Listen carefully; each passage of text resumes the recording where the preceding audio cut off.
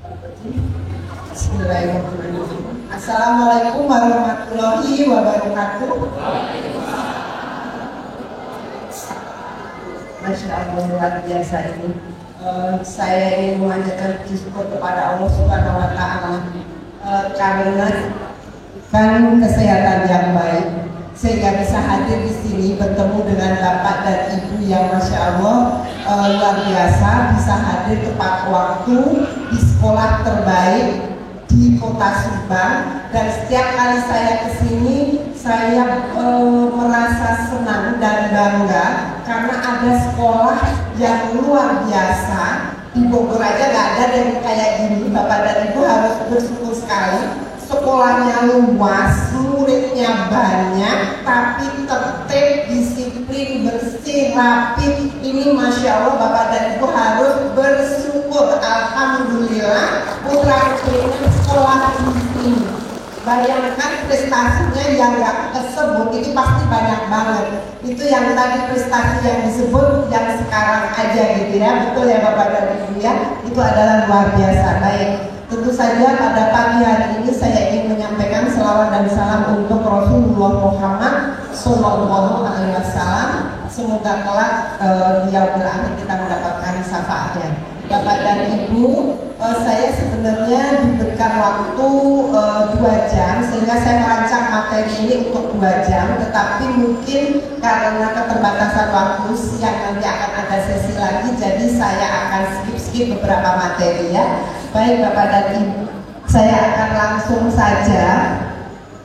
Mungkin mohon izin kalau saya mengarahkan ke salah satu di sana ya. Maksudnya saya mungkin ini Bapak dan Ibu. Tujuan dari parenting ini tentu saja ingin mengajak Bapak dan Ibu semua untuk memahami kita yang tanpa kita sadari perasaan baru kemarin kita timang-timang, kita gendong. Sekarang tahu-tahu udah besar gitu ya. Dan kadang tanpa sadari pikiran kita masih memperlakukan mereka sebagai anak-anak, padahal sekarang sudah remaja, sehingga akhirnya sering konflik, sering berantem dan macam-macam gitu ya. Dalam hal ini tentu saja saya mengajak Bapak dan Ibu semua untuk memahami mereka sebagai remaja. Yang kedua, saya ingin mengajak Bapak dan Ibu untuk memahami betapa bahwa pengaruh lingkungan itu sangat besar terhadap kehidupan remaja. Bisa pengaruhnya positif, bisa pengaruhnya negatif pastinya. Nah itu juga saya ingin sampaikan sehingga kita mendapatkan pemahaman yang utuh anak-anak kita. Semoga dari pertemuan ini tentu saja Bapak dan Ibu ada sesuatu yang bisa diterapkan. Tadi sudah diperkenalkan. Mungkin Bapak dan Ibu sering mendengar istilah psikolog dan psikiater ya. Saya sedikit ingin menjelaskan saja. Kalau psikiater itu S1-nya adalah kedokteran umum, lalu mengambil S2 jurusan kesehatan jiwa, baru lulus disebut psikiater. Kalau psikolog, S1-nya adalah psikologi, lalu mengambil S2 dan pendidikan profesi psikologi, baru lulus disebut psikolog, baru boleh praktek di rumah sakit atau di tempat-tempat lain. Jadi tidak semua sarjana psikologi boleh menjalankan praktek. Baik, psikolog dan psikiater itu memiliki tugas yang sama Bapak dan Ibu, yaitu membantu individu yang mengalami gangguan atau masalah psikologis. Tetapi pendekatannya berbeda. Kalau psikiater itu karena gangguan psikologisnya itu sudah mengganggu organis, sehingga harus membutuhkan obat untuk penanganan, maka datangnya adalah ke psikiater. Jadi sudah gangguannya klinis. Sedangkan kalau psikolog itu membantu individu yang menghadapi masalah yang pendekatannya tentu saja secara psikologis. psikolog tidak bisa memberikan obat, tetapi menggunakan terapi psikologi untuk memperbaiki struktur berpikirnya yang berdampak pada perilakunya. Jadi Bapak dan Ibu jangan salah paham kalau datang ke psikolog atau ke psikiater itu bukan kemudian disebut gelo gitu ya. Jadi tidak hanya orang yang mengalami gangguan kejiwaan yang kemudian datang ke psikolog, supaya jangan salah paham. Baik Bapak dan Ibu, karena waktu kita terbatas, saya akan langsung saja kepada Bapak dan Ibu. Di antara ini saya pengen tanya jujur, dan ada pengaruh apapun untuk Bapak dan Ibu, hanya untuk sekedar mengetahui saja. Pada hari ini Bapak dan Ibu, pertanyaannya adalah Bapak cek.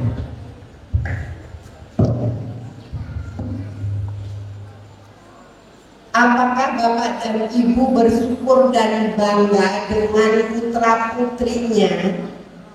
Kalau Bapak dan Ibu merasa bersyukur dan bangga dengan anaknya yang nilainya paling rendahnya 6, berarti bangga banget ke anakku, bersyukur banget. Itu nilainya 7 menurut Bapak dan Ibu, boleh tunjuk jari. Nilainya 6 boleh tunjuk jari. Silakan, saya pengen tahu aja. Atas pertanyaan ini mohon tunjuk jari yang merasa bangga dan bersyukur atas putra-putrinya. Silakan. Nggak merasa bangga, nggak apa-apa. Oke. Bangga ya? Bersyukur ya? Masya Allah, Bapak dan Ibu guru bersyukur sekali punya orang tua yang mensyukuri anaknya, karena ini adalah modal utama. Tetapi sungguh bahwa dalam perjalanan hidup ada anak-anak kita yang mungkin belum sesuai dengan apa yang kita harapkan, maka kita menjadi masih prihatin, masih khawatir terhadap anak kita. Adakah Bapak dan Ibu yang masih merasa prihatin, kenapa ya anakku sholatnya masih harus disuruh-suruh, kenapa sih masih harus ditolong-tolong, nyaris mas kaos kakiku mana sih gitu ya, makan hari ini makan apa, pengennya disiapin gitu ya. Ada yang masih prihatin? Oh, banyak juga ya. Alhamdulillah. Kalau Bapak dan Ibu bersyukur, tentu semua orang akan bersyukur terhadap anak-anaknya. Bahwa masih prihatin, iya.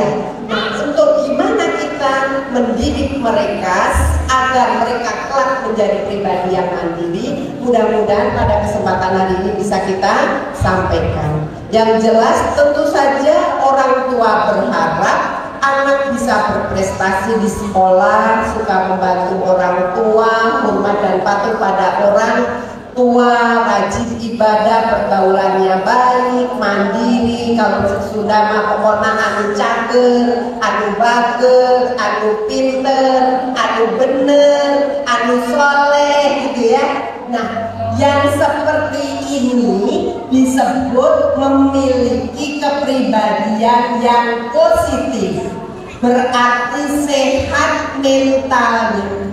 Kalau putra putri Bapak dan Ibu kurang lebihnya banyak di antara poin itu, berarti alhamdulillah yang nggak boleh putus-putus. Maksudnya alhamdulillah baru dakte sholatnya bener, mandiri, nyuci baju sendiri, nggak repotin orang tua, hemat, ngerti kakolot gitu ya istilahnya ya. Maaf saya orang Jawa, tapi sudah lama tinggal di Bogor dan kebetulan Bogor bahasa Sundanya beda sama bahasa Sundanya Bandung.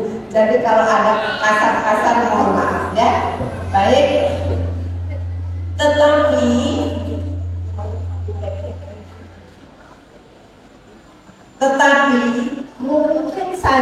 di antara orang tua yang hadir di sini masih ada putra-putrinya yang mungkin sering bolos sekolah, bersikap kasar ke orang tua, bergaul bebas tidak ada batasannya, kadang pulang malam dan seterusnya, mungkin merokok berlebihan, bahkan minuman keras dan berlaku semaunya, nggak bisa ditegur dan seterusnya. Maka bapak dan ibu dalam hal ini pasti merasa prihatin, ini anak kok nggak bisa diurus dalam tanda kutip, kan pasti begitu ya. Nah, dalam hal ini berarti mungkin saja dalam perjalanan hidupnya ada hal-hal yang membuat anak-anak kita pada akhirnya kesehatan mentalnya terganggu. Lalu apa yang harus kita lakukan? Sikap terbaik seperti apa? Apapun, alhamdulillah ala kulli hal. Kita syukuri apakah anak kita sudah mencapai kepribadian yang positif, artinya sehat mental, atau anak-anak kita masih sulit kita arahkan, berarti anak-anak kita mengalami gangguan kesehatan mental. Maka itu juga tugas kita untuk bagaimana mereka kemudian bisa terdorong, termotivasi memperbaiki diri, sehingga kemudian juga sehat mentalnya. Jadi kita itu sebagai orang tua jangan cuma pengen maunya yang enak saja, yang bagus aja. Karena bagaimanapun kita harus introspeksi. Anak-anak di bawah umur 17 tahun, kalau ada kurang-kurangnya, itu mohon maaf, proyeksi atau cerminan bagaimana pola asuh kita. Karena bagaimanapun anak-anak gimana orang tua, harus kita akui itu. Sehingga kalau ada anak-anak yang belum sesuai dengan yang kita mau, jangan kemudian yang kita kedepankan adalah kekecewaan dan kemarahan yang akhirnya alih-alih pengen anak berubah sehat mental, tapi karena sering dicela, sering direndahkan, sering diprasangkakan buruk, akhirnya malah kalahkan, makin badung. Jadi makin badungnya anak bisa jadi disebabkan oleh sikap kita. Karena pertama kita nggak mengerti kenapa itu anak-anak sampai seperti itu, gitu ya Bapak dan Ibu. Nah, kita pahami masa remaja itu seperti apa. Yang jelas saya ingin mengajak Bapak dan Ibu untuk memahami bahwa untuk sampai ke sana saya mungkin ajak Bapak dan Ibu lihat gambar ini deh. Bapak Ibu melihat sesuatu kah? Ibu melihat apa di sana? Oke. Bapak melihat ada kuda? Ada yang melihat ada kuda di sana? Ada. Ada berapa kudanya? Ada yang bilang kudanya 3. 1, 2, 3, gitu ya. Ada 4. Ada 5. Ada 6. Sesungguhnya Bapak dan Ibu, kalau saya beri waktu cukup lama, Bapak dan Ibu akan menemukan 7 kuda. Oke. Tapi sekarang bukan pelajaran melihat kuda. Saya ingin mengajak Bapak dan Ibu memahami bahwa mengetahui potensi anak-anak kita yang Allah karuniakan pada anak kita itu butuh waktu, butuh kesabaran, butuh kecermatan. Yang penting kita tidak melihat kelebihan anak orang lain untuk kemudian dibandingkan dengan anak kita. Yang harus kita lakukan adalah banyaklah dialog dan diskusi atau interaksi dengan anak-anak kita.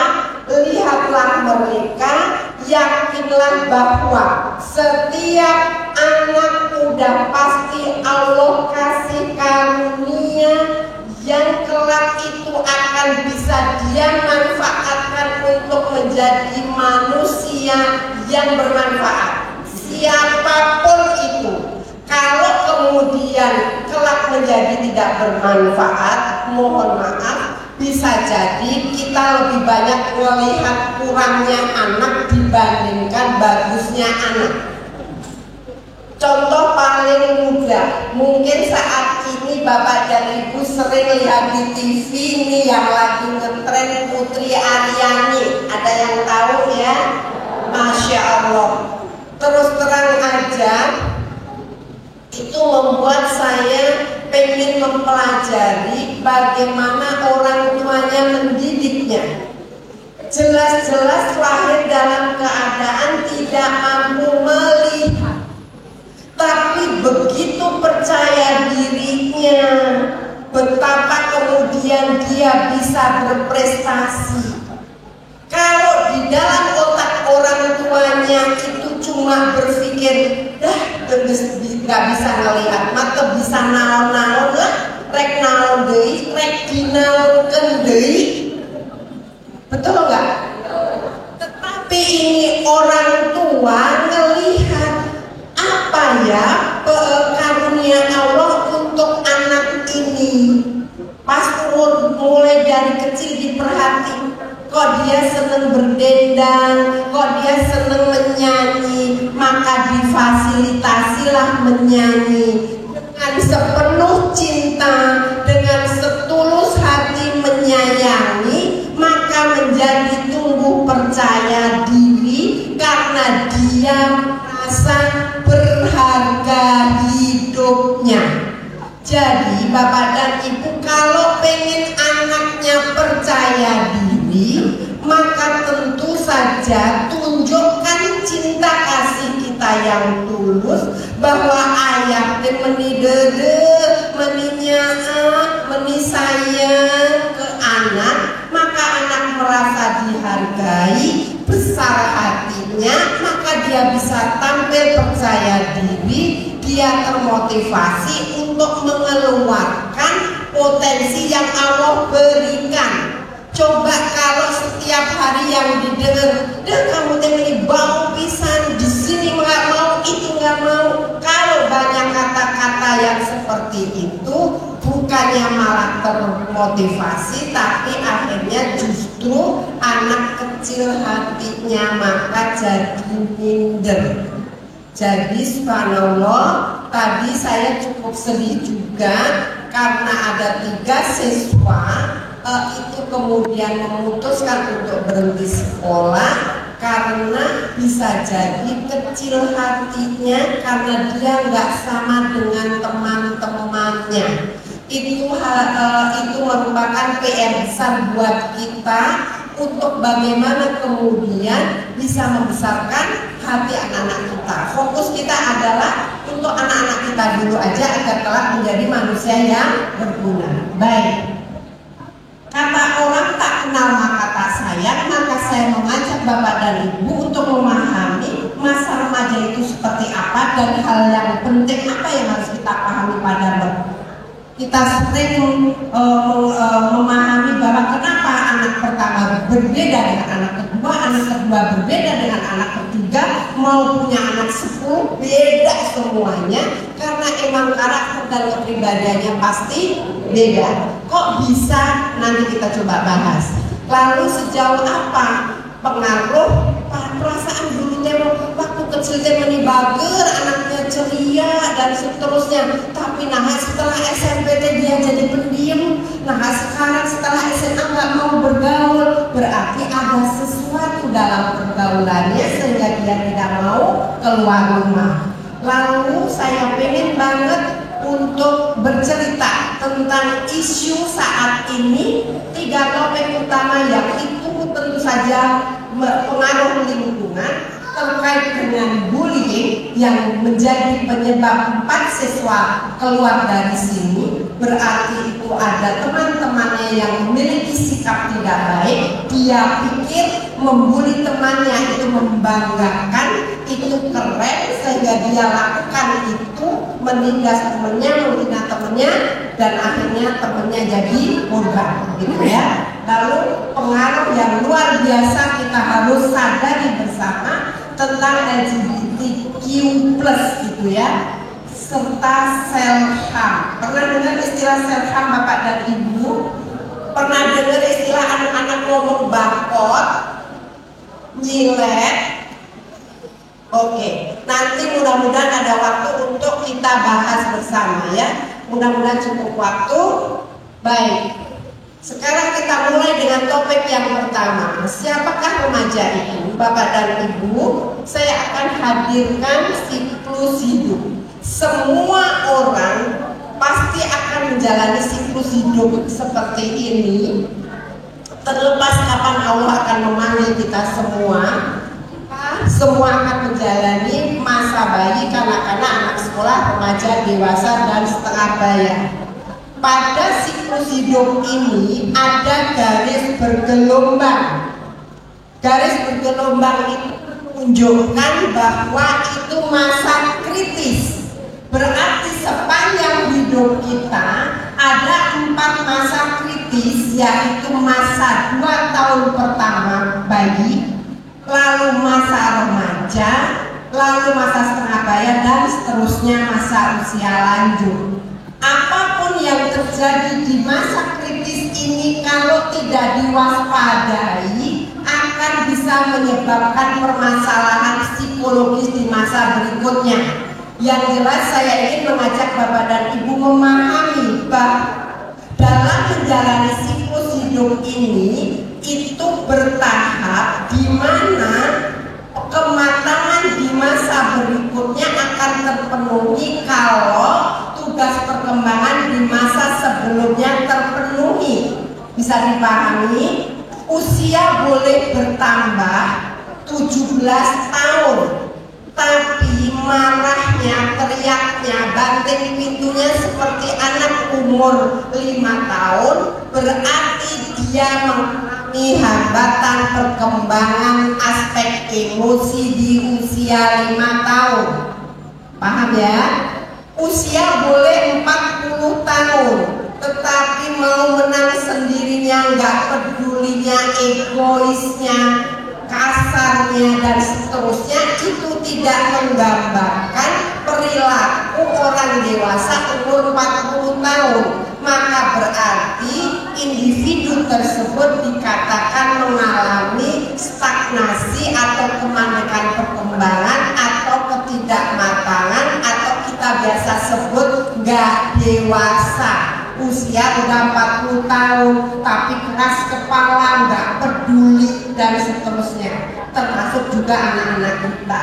Ini supaya kita memahami bahwa saat ini anak kita berada pada masa kritis. Berarti kalau di masa kritis ini terlalui dengan baik, insya Allah ketika dia dewasa, Bapak dan Ibu tenang. Berarti mendidik anak itu tidak hanya ketika dia bayi. Bayi memang butuh pertolongan dan perhatian, tetapi bukan berarti anak yang sudah SMP, SMA juga lepas perhatian kita, lepas kepedulian kita kepada mereka. Kalau kepedulian dan perhatian kita lepas, maka dia akan terbawa lingkungannya. Karena bagaimanapun ketika dia di rumah terpenuhi kebutuhan rohaninya, merasa disayang, merasa dicintai, dihargai, diterima, dimengerti, dipahami, dia tidak akan mencari pemuasan rasa senang dan bahagia di luar. Jadi kalau dia bandel, bau, badung di luar, itu ada apa di rumah? Yang harus introspeksi orang tua, kok sampai dia terbawa oleh pengaruh lingkungan. gitu ya. Baik Bapak dan Ibu, ini remaja usianya itu rentangnya 11 atau 12 tahun setelah kematangan hormon pubertas sampai usia 20 sampai 21 tahun. Jadi memang SMA masa kritis. Setelah anak umur 17 tahun kepribadiannya sudah terbentuk 75%. Bapak dan Ibu mau memberi nasihat dan seterusnya itu sudah sulit. Kalau sudah lulus SMA sudah benar-benar hampir semau dia, semakin sulit kita memberikan nasihat. Yang terpenting adalah pada akhirnya kalau anak sudah gede, doa yang harus kencang. Oke, tapi fokus kita adalah bagaimana kita memanfaatkan waktu.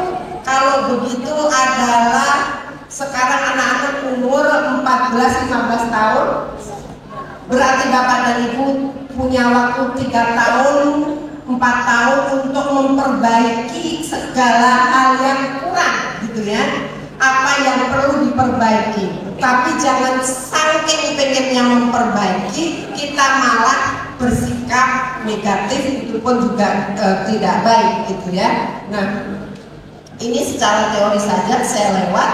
Intinya masa remaja itu pertumbuhan fisiknya pesat, aspek seksualnya mencolok, tertarik pada lawan jenis sudah pasti. Ketika anak jatuh cinta, naksir ke temen lawan jenisnya, alhamdulillah dia tertarik pada lawan jenis.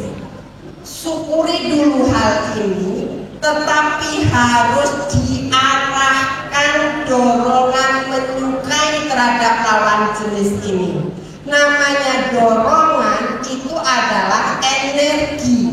Anak-anak karena kematangan hormon pubertasnya udah besar dan memang itu harus salurkan, tapi karena masih sekolah dan seterusnya nggak kita nikahkan, maka harus dibantu untuk memiliki aktivitas atau kegiatan yang membuat menyita energi.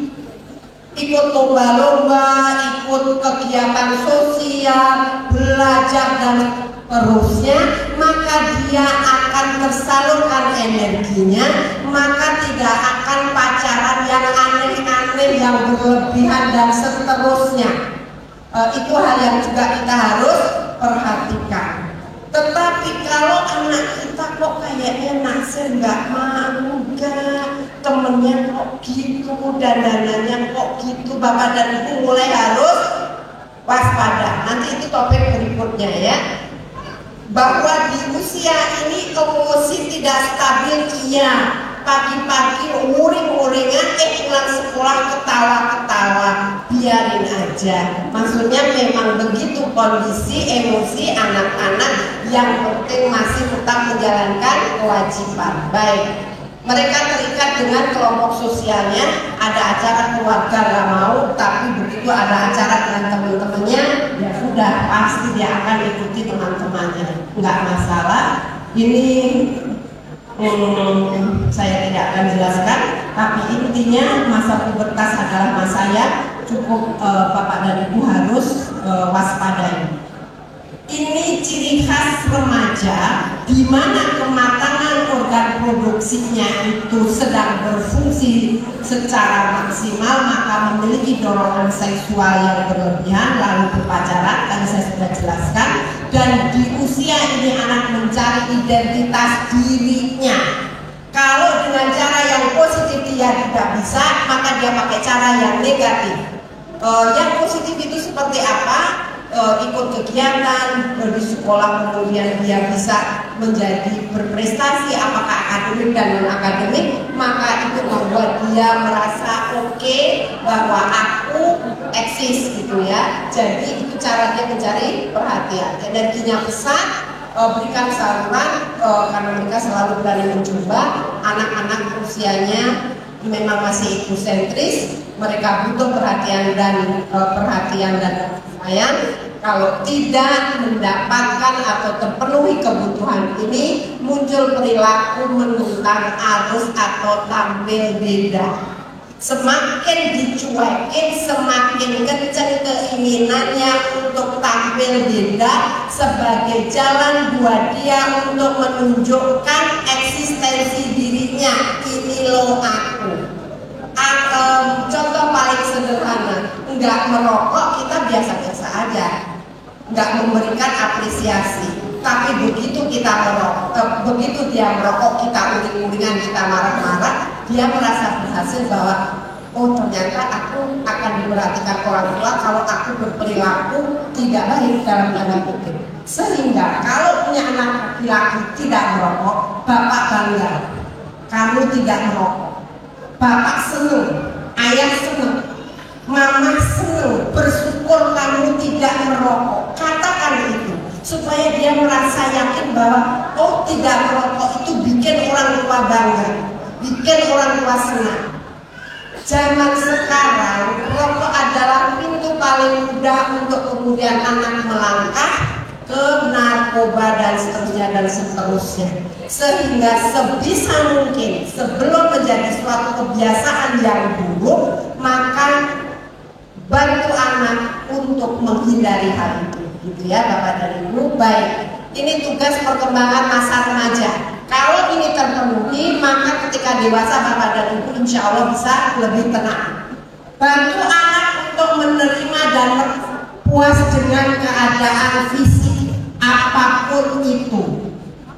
Putri Aryani tidak pernah merasa dirinya buta dan tidak bersedih hati ketika dia nggak bisa melihat. Bisa dibayangkan Bapak dan Ibu? Sehingga dia tidak terjebak pada perasaan-perasaan yang negatif. Maka energinya digunakan untuk berlatih dan berlatih atas potensi positif yang dimiliki. Apa yang dikatakan orang tua? Enggak apa-apa kamu tidak bisa melihat dunia, tapi kalau kamu terus bisa bernyanyi, berlatih, mengaji yang bagus, kamu nanti akan dilihat oleh seluruh isi dunia. Bisa dibayangkan Bapak dan Ibu, jangan dikecilkan hatinya dengan terus meratap atas kekurangannya, tapi besarkan hati anak dengan melihat kelebihannya. Itu prinsipnya ya Bapak dan Ibu ya. Oke, jadi jangan sampai anak-anak perempuan berjam-jam mematuk diri di depan cermin, mengeluh mama kenapa hidungku pesek, kenapa alisku tipis.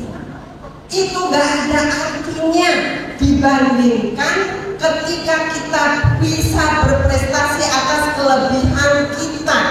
Karena memang kecantikan daya tarik itu bukan karena alisnya yang bagus, bukan kulitnya yang putih. Jangan sampai habis duit beratus-ratus ribu bahkan juta-juta uang untuk beli skincare. Jangan terjebak itu. Kenapa? Karena sesungguhnya Allah akan mengangkat derajatnya orang-orang yang beriman, bertakwa, dan orang-orang yang berilmu. Ajak anak-anak untuk melihat di Al-Quran tidak ada akan di Allah akan angkat derajat orang-orang yang cantik, tidak ada. Allah akan angkat derajat orang-orang yang ganteng, tidak ada. Aku angkat derajat orang-orang yang kaya sehingga kemudian orang menghalalkan segala cara, tidak ada. Yang diangkat derajatnya oleh Allah adalah orang-orang yang berilmu dan beriman. Dengan demikian dorong anak-anak kita untuk memanfaatkan waktu dengan banyak membaca, banyak dialog, banyak diskusi, banyak berkarya dan seterusnya. Maka insya Allah kamu nanti akan dilihat orang. Karena sungguh terhadap orang-orang yang berilmu Allah tundukkan orang-orang di sekitarnya untuk menghormatinya. Betul? Tanpa sadar kalau kita ketemu Bapak Kiai atau orang-orang yang berilmu yang soleh, kita pasti hormat. Jadi Jangan anak-anak terjebak iklan di medsos bahwa cantik itu yang putih, yang glowing dan seterusnya gitu. Yang penting adalah kamu itu bisa menjaga diri rapi, bersih, nggak bau. Badan kamu itu perawatan yang sesungguhnya, karena Allah menyukai yang wangi, Allah menyukai yang bersih. Sudah, gak usah mikirin mau hidung kamu pesek, kalau kamu judes orang gak seneng sama kamu. Mau alis kamu tipis misalnya, tapi kalau kamunya juga suka bullying orang gak seneng. Tapi kalau kamu bager, baik hati, orang pasti senang dengan kamu. Itu yang harus kita tekankan, gitu ya. Baik Bapak dan Ibu, dalam hal ini anak-anak kita harus memiliki perasaan yang mantap sesuai dengan jenis kelaminnya. Yang laki-laki mantap maskulin gagah sebagai laki-laki, yang perempuan feminin lembut sebagai perempuan. Kalau penampilannya bertolak belakang, Bapak dan Ibu pelan-pelan ajak bicara baik-baik kenapa hal itu terjadi dan perhatikan dengan siapa dia berteman dan seterusnya. Nanti kita bahas di yang berikutnya. Di usia ini anak sudah mulai harus mandiri, bukan anak mami lagi, sudah mulai bisa ngurus dirinya sendiri. Masa cari pensil nggak ada aja masih mama, mau makan aja masih teriak-teriak, mama makan apa sih? Nggak ada apa-apa di meja gitu ya. Tentu saja kita harus bantu mereka untuk memahami kesulitan orang tua dan seterusnya. Di usia ini anak sudah harus mempersiapkan karir atau pekerjaan. Bapak dan Ibu bersyukur tadi Bapak Kepala Sekolah menjelaskan kelas 10 itu anak-anak sudah diajak untuk melihat dunia kerja itu seperti apa dengan kunjungan-kunjungan ke perusahaan. Berarti anak sudah mulai tahu, oh iya nanti kalau aku udah lulus SMK akan pengen bekerja di tempat yang begini dan seterusnya. Bapak dan Ibu bersyukur sekali sekolah sudah mengarahkan hal ini. Kalau lulus SMA memang pengen nikah, ya memang saatnya untuk mulai menentukan pasangan dan seterusnya. Baik. Yang terpenting Bapak dan Ibu ajak anak-anak memahami untuk membedakan mana yang baik dan mana yang buruk, mana yang salah dan mana yang benar. Semua orang tua di lingkungan manapun pasti punya juga kata sekolah bahwa ada kieu gitu ya. Nah itu tuh ada benarnya dan nggak masalah itu diajarkan pada anak-anak. Jangan sampai kita merasa bahwa itu adalah udah kuno, udah kadaluarsa dan seterusnya. Tetap ajarkan hal itu karena memang itulah yang nanti akan membuat anak tidak terpengaruh oleh lingkungan. Lalu secara khusus apa yang penting dan kita perlu pahami pada remaja? Sungguh Bapak dan Ibu, anak laki-laki dan perempuan itu beda, ya. Nah, perlakuan kita juga harus beda.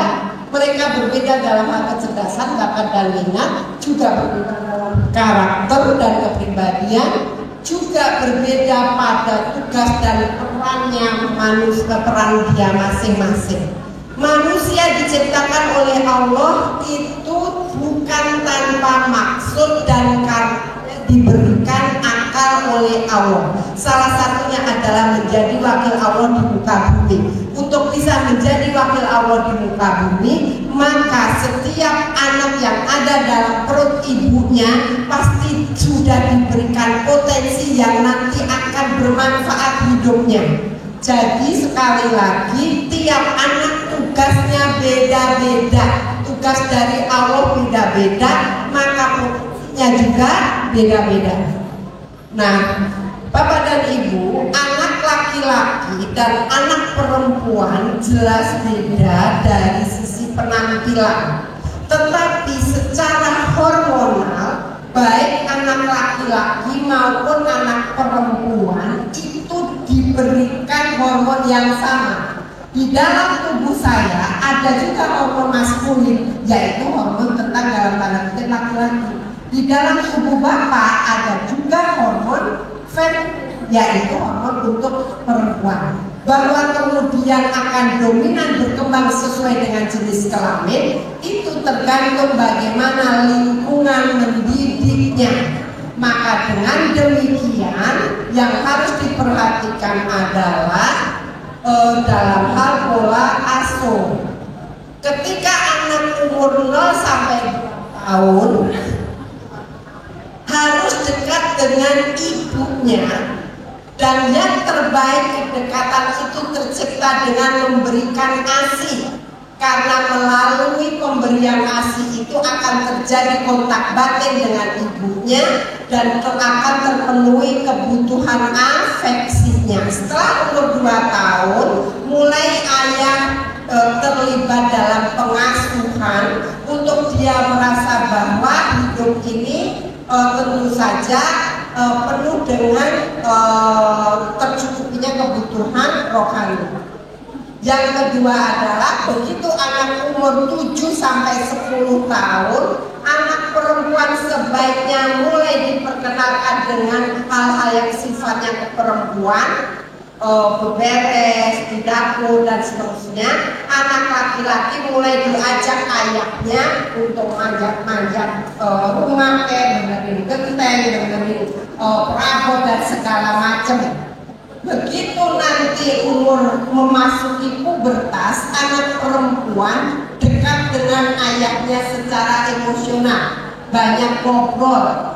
Yang kemudian anak laki-laki banyaklah ngobrol sama ibunya. Kenapa ini terjadi? Harus demikian, sebaiknya demikian. Ketika memasuki masa pubertas, anak memiliki dorongan kedekatan dengan lawan jenis. Siapa yang bisa memenuhinya? Padahal anak-anak belum punya muhrim, belum nikah, yaitu muhrimnya. Muhrim terbaiknya siapa? Ya ayahnya atau pamannya. Intinya adalah yang ada kaitannya dengan muhrimnya. Sedangkan anak laki-laki dekat dengan ibunya untuk terpenuhi kebutuhan kedekatan dengan lawan jenis. Kalau itu tercapai, bapak dan ibu nggak usah capek teriak-teriak, jangan pacaran nanti anu berlebihan. Karena apa? Kalau udah merasa disayang sama ayahnya, anak perempuan nggak akan nyari laki-laki lain di luar dengan berpacaran berlebihan. Itu singkat ceritanya, gitu ya. Demikian juga anak perempuan, anak laki-laki. Nah, yang membedakan lagi adalah tentang bahwa setiap anak punya level kecerdasan yang berbeda, punya bakat dan minat yang berbeda, yang nggak bisa dipaksakan untuk sama dengan yang lain, gitu ya. Setiap anak berbeda-beda. Nah, bagaimana kecerdasan ini berpengaruh? Bapak dan Ibu, dari kapan kecerdasan anak-anak yang kita lahirkan itu sebenarnya warisan dari kecerdasan ayah dan ibunya yang disebut secara genetis, itu dari bapak dan ibunya. Tetapi karena anak ada di dalam perut ibunya, maka apapun yang dimakan ibunya ketika hamil akan berpengaruh terhadap bertambah tidaknya sel otak bayi. Kalau ibunya nggak mau makan yang mengandung protein, memang hamil itu kadang nggak enak, nggak mau makan ini, nggak mau makan itu, tapi juga nggak mau memaksakan, kekurangan nutrisi, maka bisa jadi pertumbuhan otak anak terhambat, tidak bisa maksimal, sehingga bisa jadi menjadi ada keterlambatan. Selebihnya adalah apapun yang dipikirkan, dilakukan dan dirasakan ibunya ketika hamil akan berpengaruh terhadap struktur kepribadian anak atau karakter anak. Kalau ibu hamil dalam keadaan sedih, pilu, marah, kecewa dan seterusnya, lahir anak dengan struktur kepribadian yang lemah. Tapi kalau ibu hamil dalam keadaan bahagia dan senang dan seterusnya, semangat dan seterusnya, maka dia lahirlah bayi dengan struktur kepribadian yang kuat. Saya boleh cerita? Jadi Ini kejadian nyata. Ada seorang ibu hamil anak ketiga. Pada saat hamil, mohon maaf, suaminya selingkuh. Karena tahu suaminya selingkuh, tentu si ibu merasa sedih, merasa marah, kecewa dan seterusnya, sehingga dia berpikir buat apa aku hidup. Maka dia jadinya males makan, nggak mau makan, nggak doyan makan. Maka kemudian bayi kekurangan nutrisi, bisa dibayangkan bapak dan ibu. Lalu kemudian dalam keadaan sedih yang luar biasa, pilu dan seterusnya, ayah ke suaminya nggak pulang-pulang, suaminya malah pulang marah-marah dan seterusnya. Maka dia kemudian berpikir bahwa lebih baik aku mati aja. Kepikir pengen bunuh diri. Singkat cerita, lahir anak perempuan, fisiknya cantik seperti ibunya, tetapi kecerdasannya terlambat, jadi dia lamban. Singkat cerita, di umur 15 tahun dia mati bunuh diri minum bir Baikol. Sebabnya sederhana. Sebabnya sederhana. Waktu itu dia bilang, tanpa ibunya tahu ini, dia bilang ke saudara sepupunya, Mbak Nini, nanti kalau Mbak Nini nikah, aku pengen datang, gitu ya. Dia janji seperti itu. Tapi ibunya nggak tahu. Di hari H, ibunya pergi saja, nggak diajak anaknya, entah kenapa. Pulang dari kondangan, anaknya sudah meninggal, minum Baikol. Apapun yang dipikirkan dan dirasakan oleh ibunya ketika hamil berpengaruh menginspirasi anak yang ada di kandungannya. Maka ibu-ibu yang masih muda, yang masih punya pengen anak lagi, maka berhati-hatilah ketika pada saat kondisi hamil. Terutama pada ayah, pada suami, senangkan, bahagiakan, karena ibu yang tenang batinnya itu melahirkan bayi dengan kondisi yang sehat mentalnya, kuat mentalnya. Saya boleh cerita, waktu itu saudara sepupu hamil dalam keadaan skripsi. Dia berpikir bahwa aku harus menyelesaikan skripsi sebelum melahirkan. Maka dia semangat. Dia kerjain skripsi 2 minggu sebelum sidang, bukan 2 minggu setelah sidang, kemudian dia baru melahirkan anaknya. Lahir anak perempuan yang nggak usah disuruh belajar. Semangat luar biasa. Singkat cerita, dia sekolah di SMA 3 Bandung, lalu masuk ITB, lalu kemudian keterima kerja di Bappenas, lalu sebelum umur 30 tahun sudah S3, sekarang jadi salah satu pejabat di Bappenas gitu ya. Lalu 4 tahun kemudian waktu itu hamil anak kedua. Waktu itu si ibu bekerja, lalu suaminya bilang, udah lama kamu berhenti aja, kasihan kamu kayaknya kepayahan hamil, kurang lebihnya begitu, maka berhenti. Si ibu ini ya karena nggak ada kerjaan, santai-santai, males-malesan, karena namanya hamil itu nggak enak, jadi banyak tidur, banyak bermanja-manja begitu, lahir anak laki-laki. Yang ibunya harus selalu bilang, Mas itu pinter kayak Mbak, ayo dong semangat belajar gitu ya. Pasti bisa lebih baik dibandingkan Mbak. Tenang aja Mama, yang nilainya di bawah Mas juga masih baik. Berarti maksud saya ya.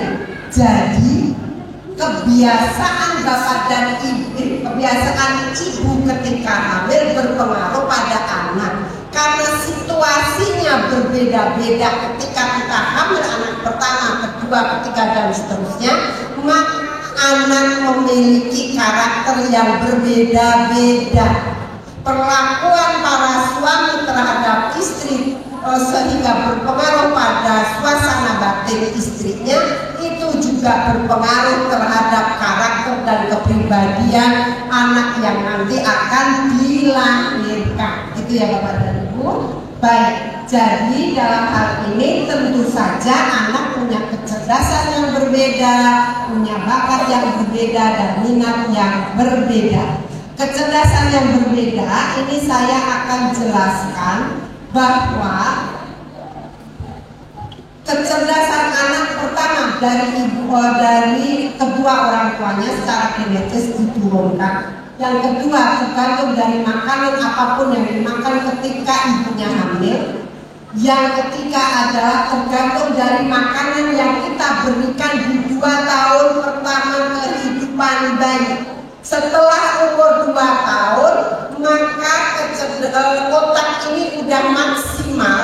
Makanan terbaik apapun yang bapak dan ibu berikan pada anak-anak itu tidak menambah massa sel otak bayi, tetapi hanya sekedar menjaga kesehatan dia, imunitasnya nggak mudah sakit, jadi semangat dan seterusnya. Dengan demikian maka makanan terbaik adalah ASI. Lalu apapun semua sudah terjadi. Sekarang anak kita gede, ketika dilakukan psikotes hasilnya akan beragam. Ada yang kecerdasannya very superior, cerdas di atas rata-rata dan rata-rata. Yang jelas, berapapun posisi kecerdasan anak kita, syukuri alhamdulillah ala kulli hal, karena di posisi kecerdasan apapun, kalau kita bisa mengasah kecerdasannya dan bakatnya dan minatnya, kelak dia juga bisa menjadi manusia yang sukses. Contoh paling nyata yang tadi saya contohkan Putri Aryani misalnya seperti itu ya. Jadi kalau anak-anak saya nggak tahu di sini dilaksanakan sukses. Oke. Berarti bapak dan ibu punya data tentang hasil psikotes ya. Berarti bapak dan ibu menerima data bahwa anakku kecerdasannya di atas rata-rata. Anakku kecerdasannya rata-rata. Anakku di bawah rata-rata. Jangan itu membuat bapak dan ibu kemudian marah. Pantesan kamu teh bolot pisan dan ternyata IQ-nya rendah. Saya tidak mau kata-kata itu keluar dari ungkapan bapak dan ibu, karena sekali lagi anak punya kecerdasan pemahaman yang lambat atau yang cepat itu kita memang semua dari Allah gitu ya. Tapi ingat, makanan yang dimakan ibunya saat hamil, kemudian makanan yang kita berikan di 2 tahun pertama, itu kan kita anak pengennya makannya yang terbaik. Yang terbaik itu apa di 2 tahun pertama? Protein tinggi. Memang protein itu ada di daging, ada di ayam, ada di telur. Tapi tahu tempe juga makanan terbaik, ikan-ikanan juga makanan terbaik. Jangan masih umur belum 2 tahun udah dicicilin ciki apalah makanan-makanan yang sebenarnya itu tidak membuat kecerdasan anak meningkat gitu ya. Jadi jangan sampai meningkat itu. Lalu apa yang harus kita lakukan? Oke, anakku kecerdasannya di bawah rata-rata. Berarti dia memang butuh penjelasan 2-3 kali baru paham. Hari ini dijelaskan 2-3 kali, besok lupa. Itu bapak dan ibu gak boleh marah, gak boleh kecewa, terima. Oke, mama terangkan lagi, mama jelaskan lagi gitu. Tapi kalau yang memang di atas rata-rata ke atas, nggak usah terlalu jelimet dijenuhin menjelaskan, berulang bukan menjenuhin. Nggak usah berulang-ulang menjelaskan, dia mungkin akan mudah paham. Itu ya bapak dan ibu. Saya tidak mau kekurangan kecerdasan salah menyikapinya. Memang dari sononya dia butuh penjelasan. Kecerdasan itu ibarat wadah. Ada yang kecil, ada yang gede, ada yang segede ember. Kalau kecerdasannya tinggi, misalnya segede ember, dikasih air 1 gayung, yang memang masih muat. Tetapi kalau wadahnya kecil, itu dikasih air 1 gayung, tumpah-tumpah. Maka betapapun banyaknya kita ngasih tahu, pasti ada yang dia nggak ngerti, atau dia nggak paham, atau memang dia menjadi lupa karena tidak tersimpan di short term memory dan long term memory. Maksudnya ingatan jangka pendek dan ingatan jangka. Jadi sekali lagi, apapun kondisi anak terima, alhamdulillah ala kulli hal. Selanjutnya gunakan telinga, mata, perhatian kita untuk melihat. Kalau dia nggak punya kecerdasan yang tinggi, pasti Allah kasih bakat yang lain, pasti Allah kasih minat yang lain, dan temukan itu, dukung itu gitu ya. Baik Bapak dan Ibu, ini prediksi aja nanti kalau kelas 12.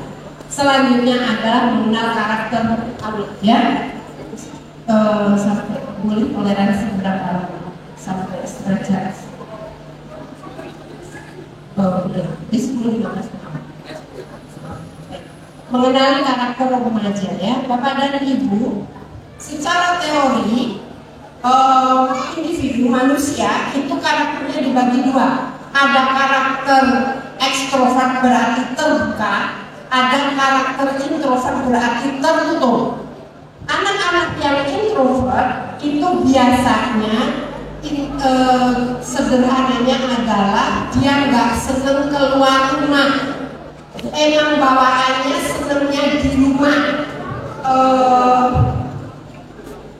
pikir, merenung gitu ya, menarik diri, lebih suka mengamati, menganalisa. Kalau punya perasaan disembunyikan. Kamu kenapa sih kok kelihatannya diem akhir-akhir ini? Enggak ada apa-apa kok Ma. Padahal mungkin ada masalah di sekolahnya yang berat gitu ya. Nah itu namanya introvert. Maka Bapak dan Ibu gak usah, kamu nih kalau ada apa-apa ngomong itu, jadi Mama teh tahu, gak usah ngomong begitu.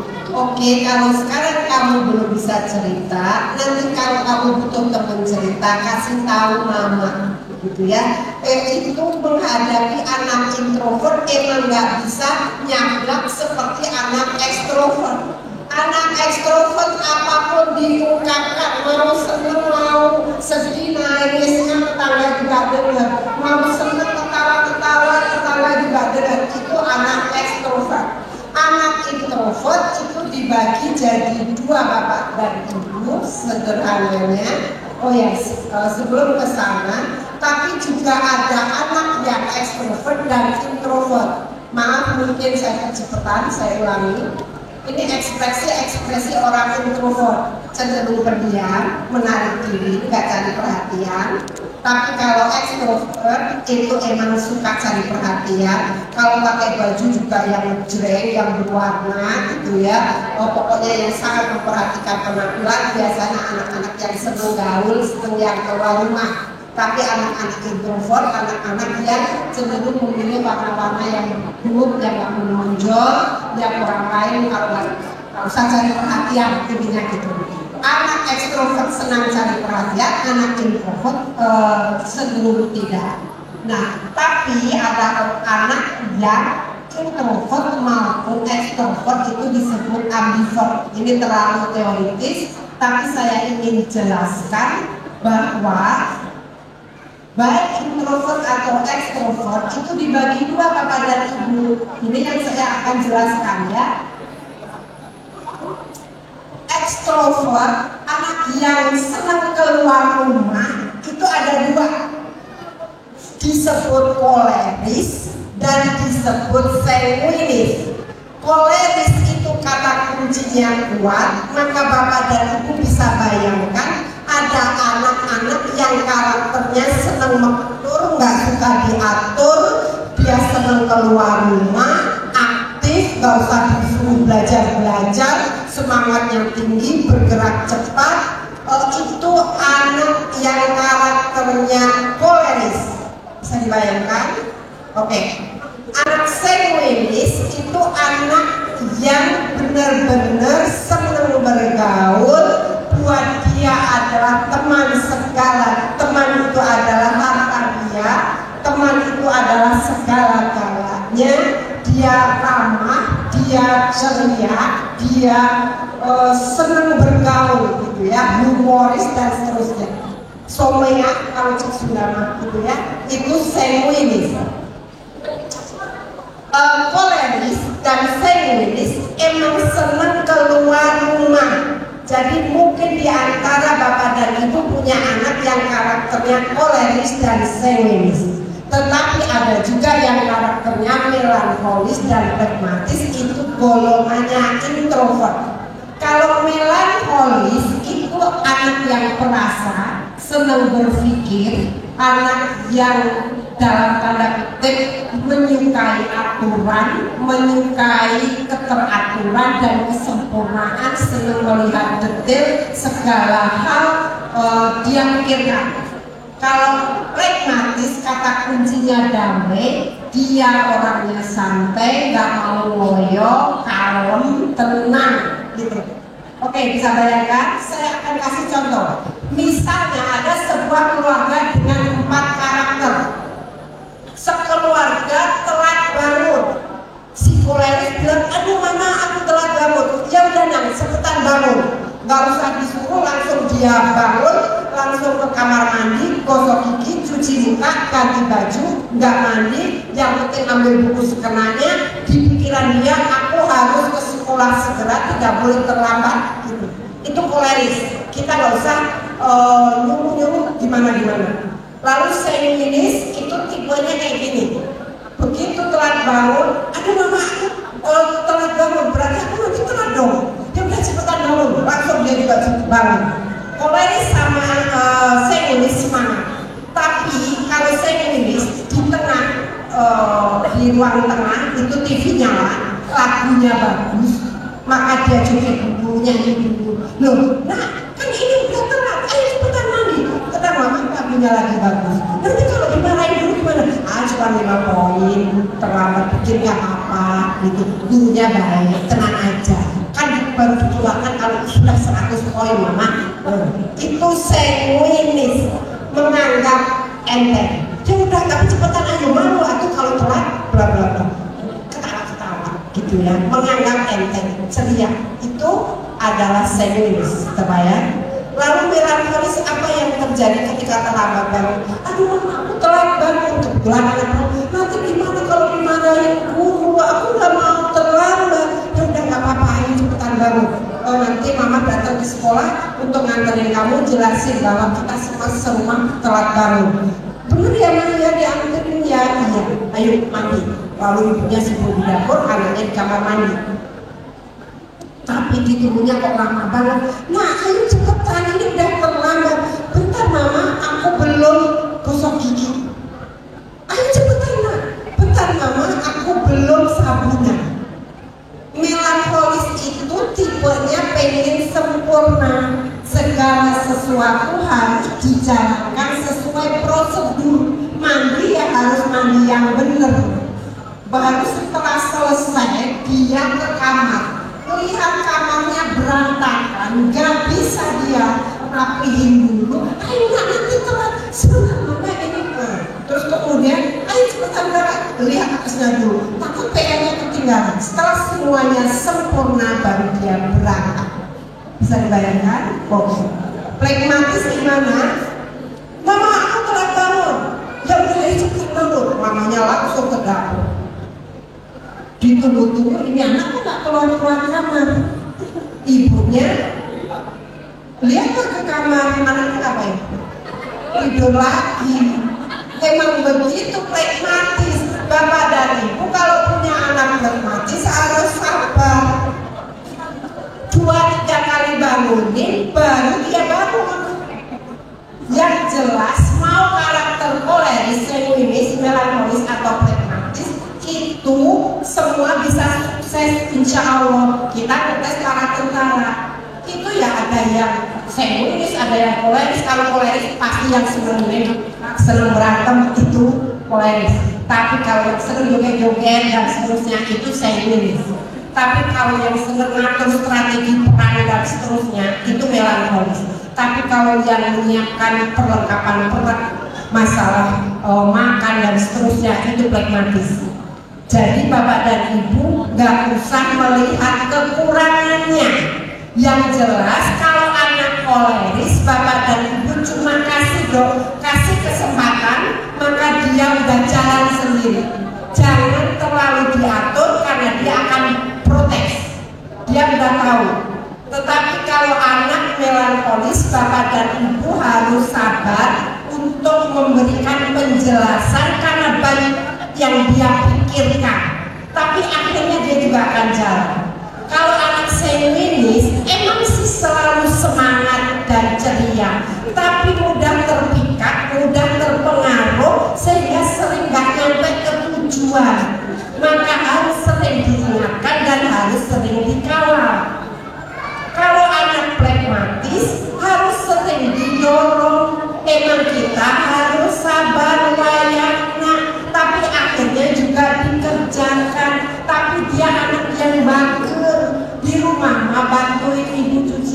itu anak pragmatis. Anak koleris nggak mau, anak seni pulih wae gitu ya. Anak melankolis itu beres wae kerjaannya, pengennya rumahnya bersih rapi, dan itu adalah kelebihan masing-masing anak.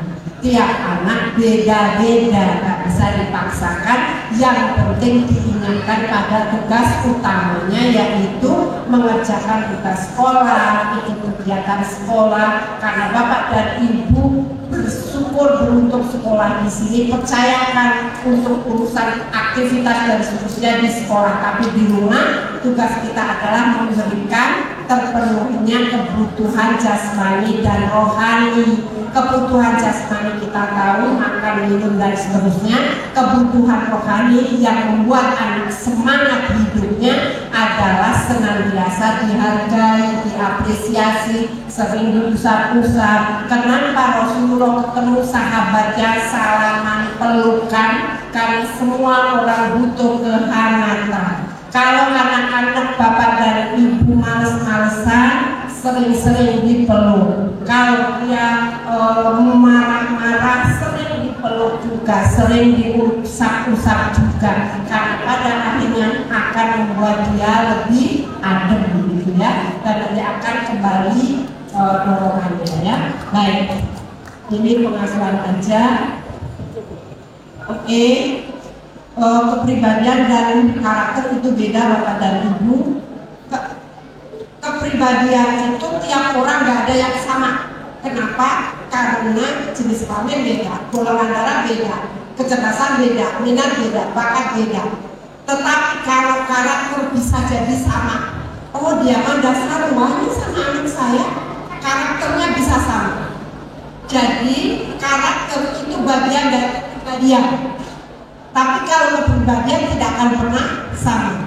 Ada anak yang karakternya sama senilis, tapi kecerdasan golongannya beda, berarti kepribadiannya nanti juga akan beda. Nah, apa tantangan dari lingkungan? Bapak dan ibu, lingkungan itu yang paling berpengaruh terhadap anak adalah lingkungan keluarga. Ada orang tua yang otoriter, senangnya ngatur, ada yang demokratis. Itu adalah memberikan kesempatan untuk dialog, permisi, masa bodoh. Ada orang tua yang masa bodoh kan baru ramah, pokoknya benar-benar dibiarkan, itu berarti pendekatannya permisi. Bapak dan ibu, kalau orang tuanya otoriter, senang ngatur, terlalu melindungi, terlalu menjaga, berlebihan gitu ya, harus ini, harus itu, tapi tidak diberikan kemenangan rohani, bisa jadi kalau karakternya anak kuat, dia akan marah, benci, dendam, menyerang, mentang dan seterusnya. Kalau lemah, dia jadi tertekan, ragu-ragu, takut, malu, tidak percaya diri dan seterusnya. Kalau demokratis, anaknya akan mantap, terkendali, percaya diri, akan tenang, kalau percaya diri dan seterusnya. Tapi kalau masa mogok, berarti anak bisa lihat semua sendiri, tidak terkendali. Baik bapak dan ibu, sungguh bahwa kehidupan kita itu memasuki era yang disebut 4.0 gitu ya, 4.0, dan sekarang di Jepang dari mulai 2017 sudah memasuki 5.0. Karena itu tadi apa-apa sudah diterangkan dengan perubahan peradaban gitu ya, ada generasi terakhir ini. Era di mana semua teknologi menjadi bagian dari manusia. Internet bukan lagi sekedar untuk menjadi berbagi informasi, melainkan untuk menjalani kehidupan dan seterusnya. Saya nggak usah perlu jelaskan ini. Lalu apa dampaknya terhadap lingkungan, yaitu terhadap kesehatan mental. Sekali lagi, lingkungan, peradaban itu bisa berdampak pada kepribadian yang sehat mental ataupun kesehatan mental terganggu. Yang sehat mental itu seperti apa? Gambarannya kurang lebihnya seperti ini. Kalau terganggu mentalnya, malas mandi, itu indikasi bahwa anak terganggu mentalnya. Corok, maksudnya nggak menjaga kebersihan, nggak peduli. Kemudian suasana hatinya ekstrim, sebentar marah, sebentar ngamuk, sebentar diam, seribu bahasa. Pola makan berubah, kadang mau makan atau malah makan berlebihan, nggak ada semangat. Pola tidur berubah, malam jadi siang, siang jadi malam, kemudian nggak mau bergaul, menarik diri, dan prestasi di sekolah rendah, nggak mau ngapa-ngapain, berarti anak kita terganggu mentalnya. Itu ciri-cirinya ya.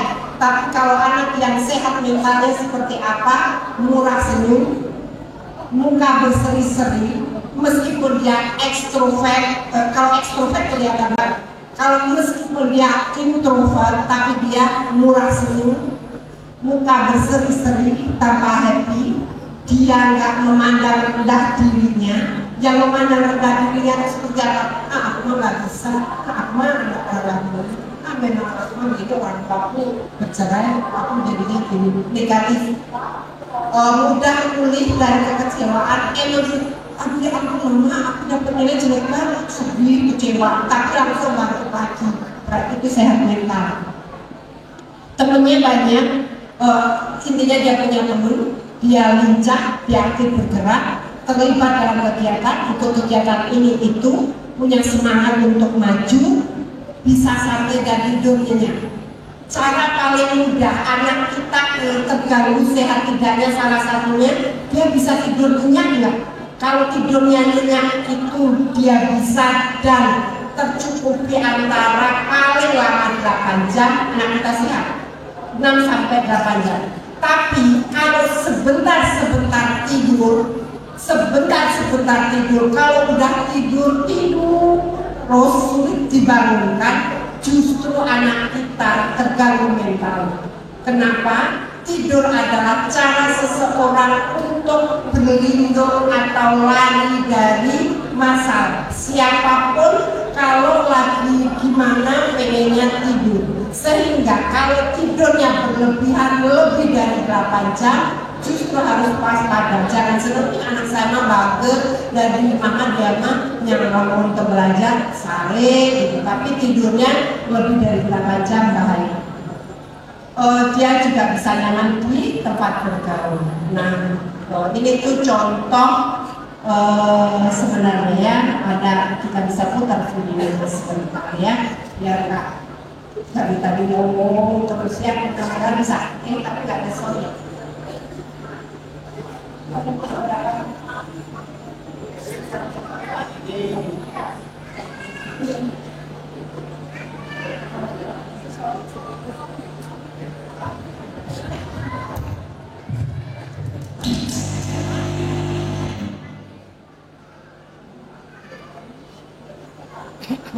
Oke.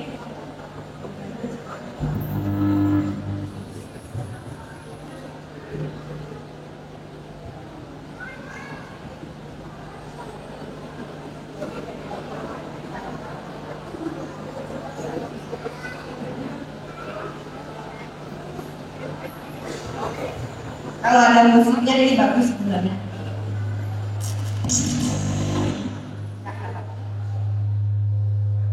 Ini kembarannya yang bingung. Jadi anak itu kembar, yang satu lahir sempurna, yang satu tidak sempurna, ganis. Saya cuma ingin tunjukin kepada bapak dan ibu, orang tua memperlakukan dia dengan sangat baik sehingga dia tetap percaya diri dan dia menjadi brand ambassador pada saat pertandingan Piala Dunia FIFA 2022 di Qatar. Oke. Yang jelas di usianya yang muda, dia membawa Al-Quran sebagai pedoman hidupnya.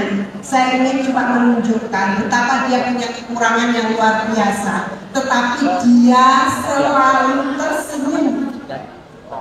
Itu tandanya sehat mentalnya. Kalau anak kita susah senyum, berarti ada apa-apa di dalam jiwanya. Itu aja sih. Saya pengen bapak dan ibu memahami hal ini gitu. Dia punya semangat hidup luar biasa, meskipun terbatas, tapi dia bisa ngapain saja. Ada kata-kata yang bagus yang Putri jelaskan waktu itu. Sebenarnya semua orang itu memiliki kemampuan yang tidak terbatas. Bahwa kemudian menjadi terbatas itu lebih karena pikiran kita merasa diri kita terbatas. Jadi yang membatasi kemampuan kita itu adalah pikiran kita. Karena sesungguhnya Allah menciptakan dengan sempurna. Terbukti anak tadi dengan tidak punya kaki, badan cuma separuh, juga bisa main skateboard, dia bisa olahraga, dia bisa melakukan banyak hal. Bahkan dia punya perusahaan namanya Garisa, perusahaan es krim yang terkenal. Dia sudah punya outlet kalau nggak salah waktu itu tahun 2022. Kenapa? Salah satunya adalah dia tidak merasa dirinya terbatas. Kenapa dia tidak merasa dirinya terbatas? Karena orang tua tidak memandang dia punya kekurangan, gitu. Dan tidak mengulang-ulang kata-kata bahwa penuh kekurangan. Seperti yang tadi saya contohkan. Dan kamu mah atau jenama bodoh mangke jadi namun. Kamu membawaannya males, nanti jadi apa? Itu jadi doa. Hatinya kamu dengan kata-kata kita. Jadi, oh boleh Bapak. Ini dari tadi ngajak pengen nggak kamu. Jadi soalnya cenderung terbatas, jadi ngajak lain. Oh, nanya yang itu Bapak. Saya insya Allah pastinya ada. Karena apa? Karena itu adalah sistem pembuangan, pasti ada. Dia tetap bisa kencing, dia tetap bisa berak, hanya tempatnya gitu. Ya, baik. Yang mana Ibu? Terima kasih atas waktunya. Tadi ketika melihat ciri-ciri dan kesehatan mental yang sehat dan insya Allah anak saya ini termasuk anak yang sehat mental. Tetapi jika misalnya kalau misalnya ada mentalnya yang terganggu, itu apa yang harus kita lakukan? Terima kasih. Insya Allah kita punya luar biasa ya. Mudah-mudahan ini juga mewakili pertanyaan dari Bapak dan Ibu semua.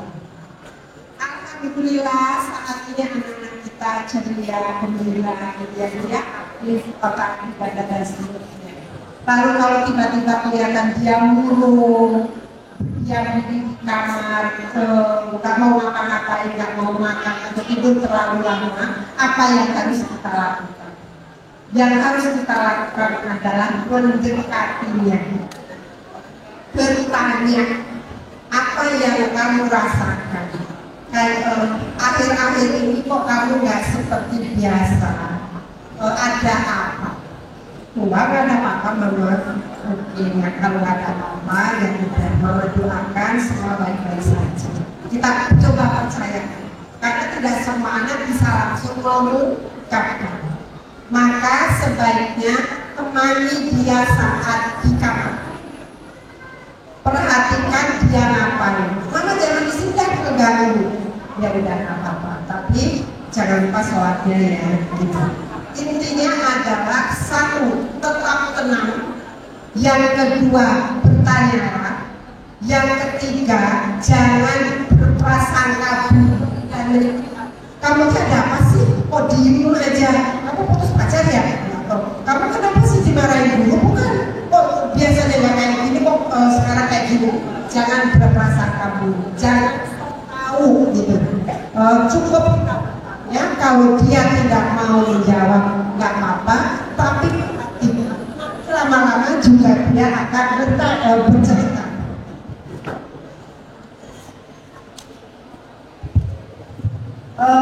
Biasanya nanti setelah 3 hari akan cerita. Pada saat cerita, apapun cerita dia dengarkan. Kadang-kadang Mama tapi Mama gak marah kan kalau aku cerita. Insya Allah kan semua sudah terjadi. Tapi kan sebagai orang tua Mama harus tahu seperti itu. Jadi jangan kemudian pada saat dia mau cerita dan sedang bercerita, udah kamu tuh gimana? Harusnya kan kamu tidak kayak gitu. Cerita belum selesai kita udah kasih komen, boro-boro nanti dia akan menuntaskan ceritanya. Karena sebenarnya anak cuma oh ya udah kalau kayak gitu, Mama ngerti sih, pantesan kamu akhir-akhir ini sedih. Ya udah, kan semua sudah terjadi, masih ada hari esok, bisa ada kesempatan buat memperbaiki. Udah, apapun yang terjadi, kamu tetap anak mama. Mama tetap sayang sama kamu. Peluk, lupakan. Jangan kemudian kita mengungkit-ungkit. Udah kamu tuh waktu itu kan gini. Jangan diungkit-ungkit lagi. Gitu ya. Cukup dipahami dong. Baik, saya lanjutkan. Sudah pengen selesai Bapak dan Ibu? Sudah. Kalau gitu saya akhiri, ada topik. Nah, itu ciri sehat mental, punya visi hidup dan cita-cita dan kepribadiannya positif. Anak-anak yang sehat mental itu dia punya tujuan ke depan dan punya kepribadiannya positif, pikirannya positif, perasaannya positif. Baik, nah saya kayaknya harus menjelaskan tentang ini juga saya lewat saja. Ini yang mentalnya terganggu. Di Indonesia 1 dari 5 penduduk itu mentalnya terganggu Bapak dan Ibu. Perkembangan yang berdampak dari perkembangan teknologi, ledakan hidup, gaya hidup, materialisme, hedonisme, dan skenarisme. Bapak dan Ibu, yang menyebabkan anak-anak itu terganggu, terpengaruh oleh lingkungan itu adalah lebih ke gaya hidup. Saat ini memang dianggap materi adalah segala-galanya, karena memang sedikit-sedikit orang upload tentang makan enak, punya barang bagus dan seterusnya. Tapi sungguh bahwa kebahagiaan tidak cukup dari situ. Penjelasannya panjang lebar. Saya ingin menjelaskan tentang gangguan-gangguan kesehatan mental. Salah satunya pornografi, bullying, self harm dan seterusnya. Saya akan singkatkan ketiga ini, ya. Bapak dan Ibu, apa itu bullying? Tadi sudah dijelaskan, bullying itu mengancam, mengejek, mempertaruhkan, menghina, merendahkan, melakukan kekerasan, menggertak, menggoyok, intimidasi, menjadikan bulan-bulanan, menindas, dan seterusnya. Yang jelas, bullying itu adalah tindakan seterusnya yang dilakukan dengan sengaja, berulang-ulang, terus-menerus terhadap orang lain yang lebih lemah, sehingga dia tidak bisa membela diri. Rumah dia cenderung dibully. Hati-hati punya kakak yang suka ngaherian adik busuknya ya Bapak dan Ibu. Kadang-kadang dianggap lucu, tapi bisa jadi adik busuknya itu jadi merasa tertekan karena dikerjain terus sama kakaknya. Yang kedua, bahaya berikutnya adalah LGBT. Saya rasa Bapak dan Ibu sudah tahu ini karena waktunya sudah habis dan Bapak dan Ibu sudah mulai gelisah. Saya akan mengakhiri. Hati-hati kalau anak memajang bendera-bendera seperti ini, berarti mungkin dia itu komunitas LGBTQ, yaitu tadi gay, lesbian, dan seterusnya, suka terhadap sesama jenis. Ini adalah cutting, anak yang tertekan. Hati-hati kalau perhatikan, kalau anak gak mau pakai baju lengan pendek, selalu pakai baju lengan panjang, selalu ditutup, ada kemungkinan dia gores-gores atau bikin rapot, sehingga kadang-kadang di sekolah perlu harus dilakukan untuk membuka bajunya. Kita mungkin tahu bahwa tangannya aman, tidak ada goresan-goresan. Itu sesekali harus dilakukan oleh pihak sekolah, karena kadang nggak ketahuan, tahu-tahu udah parah. Mungkin itu saja yang saya bisa sampaikan atas cara penyampaian yang mungkin Bapak dan Ibu kurang berkenan. Saya ingin menyampaikan terima kasih dan mohon maaf yang sebesar-besarnya. Bila kasih buat saya. Assalamualaikum warahmatullahi wabarakatuh.